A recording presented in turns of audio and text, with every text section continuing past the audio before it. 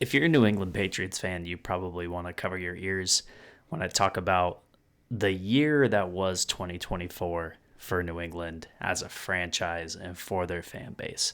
Now, it seems like it was years ago, but Bill Belichick on January 11th of just 2024, 1 year ago, at this point, 17 months ago, Bill Belichick left the New England Patriots and Gerard Mayo was hired as the head coach of the New England Patriots to replace Bill Belichick. Now, at the time, some people thought it was a good move, but as time would go on, there would be quotes to the media that were confusing, play calling that was confusing, personnel decisions that were confusing, quotes about his personnel usage that ended up being confusing.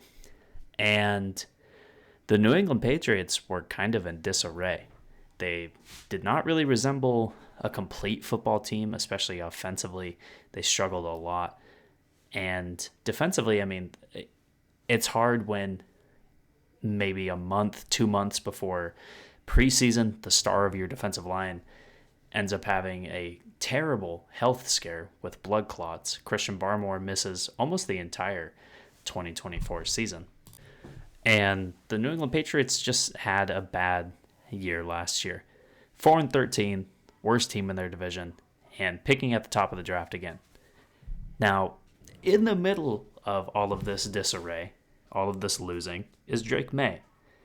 And quietly, he had a year where there were some turnover issues, but he really outshined Jacoby Brissett in, you compare the 5 games that Jacoby Brissett played to the year, especially on a per game basis. I mean, Drake May just blows it out of the water.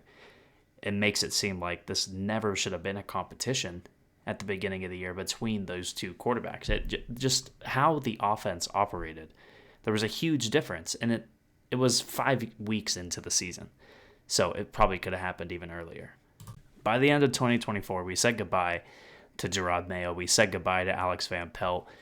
And the hope is that you bring in Mike Vrabel to be the head coach. You bring in Josh McDaniels to be the offensive coordinator again for your team to reestablish the Patriot way. You hope you have the quarterback. You hope you have some members of the defense that can be a part of it.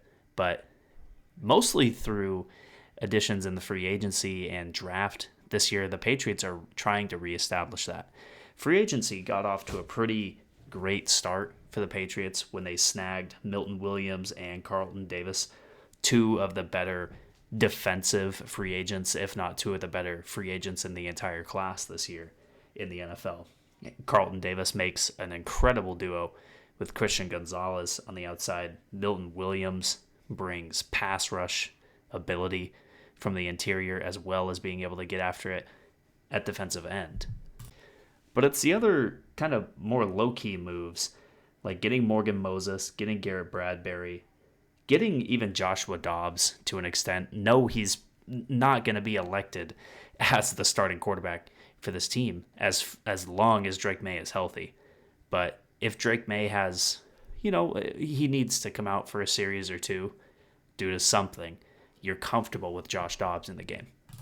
Now, in the draft this year, the Patriots are hoping they took 3 players this year that are going to be really good friends of Drake May for a decade. They hopefully got their next all-pro caliber offensive lineman with Will Campbell. Trevion Henderson and Kyle Williams come in as guys who day one they're going to be second stringers who are there for depth and to provide sparks.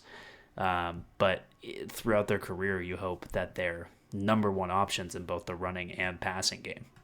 The offense this year is going to be somewhat deep with playmakers. I think you have a lot of guys. I don't know if you have a lot of top talent. You hope Stephon Diggs, Demario Douglas, Kyle Williams, Kayshon Boutte, and if you get something out of one of Jalen Polk, Mac Hollins, or Javon Baker, your wide receiver group it's better than last year. It's still not good or even, above average, I think. Your running back room, I think the same thing. You're probably slightly above average. At that group, tight end, you're probably average, and offensive line, I think you're above average offensive line, probably even a good offensive line. But there's nothing about this offense that really screams to you, this is a 10 plus win team. You're going to have a lot of things go really, really well for an entire season. And even in that case, you're probably not having, a top 10 gear. But that's fine. That's totally fine. Because defensively, this is where this team is going to win a lot of games. You have pass rush ability, you have lockdown corners, and you have a secondary that's athletic and can make plays. The defensive line is where I think this team is going to shine, and in the front seven in general. You have younger players that you really want to see take a step forward. Keon White. You have Anthony Jennings. You have guys like Milton Williams and Harold Landry, who you sign in free agency. And you have the makings of a pretty good defense that could be the reason that you maybe sneak in to a wild card round or even, win a game in the playoffs.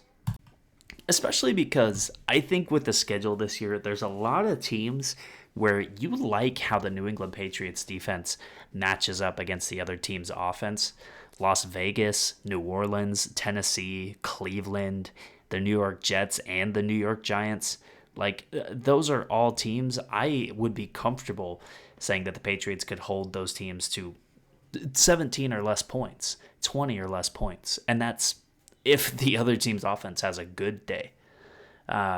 If New England can be shut down, they can easily allow 13 or less points. And if the offense is just even below average, they're going to be a good team with a good record. It's the games that intrigue you, like even in Miami, Pittsburgh, Tampa Bay, Cincinnati, and late in the year when you have Buffalo and Baltimore in back-to-back weeks. Those are the games you get really excited about the chance to see if this team can beat somebody that maybe we think is better than them or has been a division winner in the past. That's where you get excited about the possibility with the Patriots. I think floor-wise, this team is 6-11 or 7-10. Like I said, their defense is really talented. They're going to be really well coached with Mike Vrabel, and just off of that fact alone is probably worth a game or two. And ceiling-wise, this is a team that could win 10, even 11 games in 2025. This is going to be a team, like I said, if everything goes well defensively, they're going to be shut down. They're going to be one of the best groups in the league. And if the offense is just average, they're going to be a great team, and they're going to be really hard to beat.